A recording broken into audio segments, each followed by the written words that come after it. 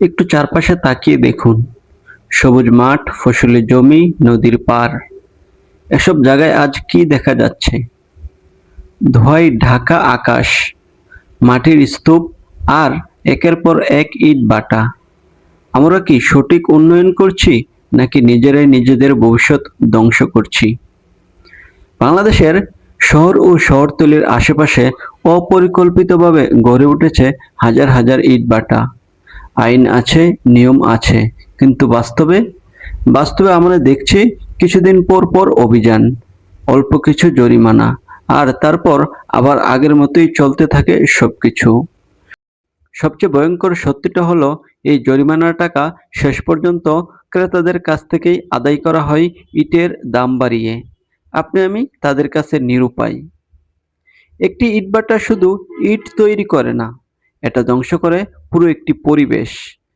প্রতি বছর হাজার হাজার একর উর্বর জমির মাটি কেটে নেওয়া হয়, গাছ কেটে জ্বালানি হিসেবে ব্যবহার করা হয়, বাতাসে ছড়ায় বিষাক্ত gas, carbon die oxide, sulphur, ধোঁয়া।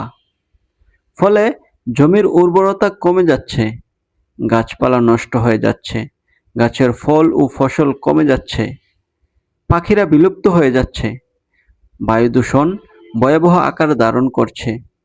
একটা ইটভাটা মানেই একটি ছোট্ট পরিবেশের ধ্বংস, একটি প্রজন্মের মৃত্যু।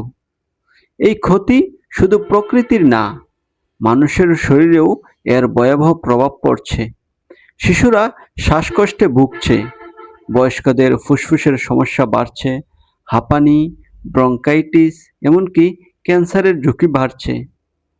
ইটভাটার আশেপাশে বসবাসকারী মানুষ ধীরে ধীরে অসুস্থ হয়ে মৃত্যুর দিকে ধাবিত হচ্ছে।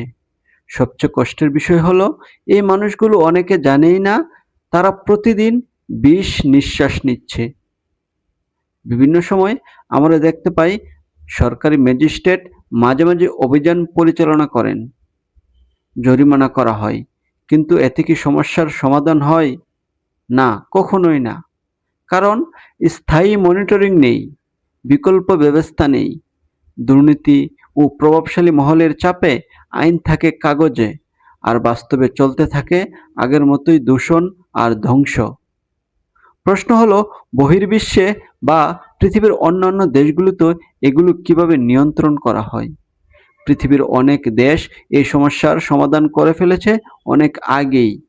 উন্নত দেশগুলোতে পরিবেশ বান্ধব অটো ব্রিক্স প্রযুক্তি ব্যবহার করা হয়, কয়লার পরিবর্তে গ্যাস বা বিদ্যুৎ ব্যবহার করা হয়, চিমনি ফিল্টার দিয়ে দূষণ নিয়ন্ত্রণ করা হয়।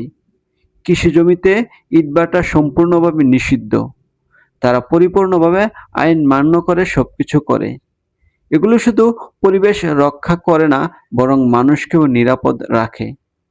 এখন প্রশ্ন হলো, বাংলাদেশের জন্য করণীয় কি? বাংলাদেশের জন্য সর্বপ্রথম করণীয় হলো, অবৈধ ইটভাটা সম্পূর্ণভাবে বন্ধ করতে হবে। লোকালয় বা কৃষি জমিতে ইটভাটা সম্পূর্ণভাবে নিষিদ্ধ করতে হবে। পরিবেশ বান্ধব প্রযুক্তি বাধ্যতামূলক করতে হবে। নিয়মিত মনিটরিং ও কঠোর শাস্তির বিধান করতে হবে। বিকল্প নির্মাণ উপকরণ যেমন ব্লক ব্যবহার করতে হবে। আর সবচেয়ে গুরুত্বপূর্ণ বিষয় হলো, জনগণের সচেতনতা বৃদ্ধি করতে হবে। আমরা যদি এখনই সচেতন না হই, তাহলে খুব শীঘ্রই আমরা হারাবো আমাদের জমি, আমাদের বাতাস, আমাদের ভবিষ্যৎ, আমাদের পরবর্তী প্রজন্ম। প্রশ্ন একটাই, আমরা কি সঠিক উন্নয়ন চাই নাকি ধ্বংস? সিদ্ধান্ত আমাদের নিতে হবে। ভিডিওটি ভালো লাগলে শেয়ার করুন, কারণ সচেতনতা বাড়ানোই এখন সবচেয়ে বড় দায়িত্ব। সবাইকে ধন্যবাদ।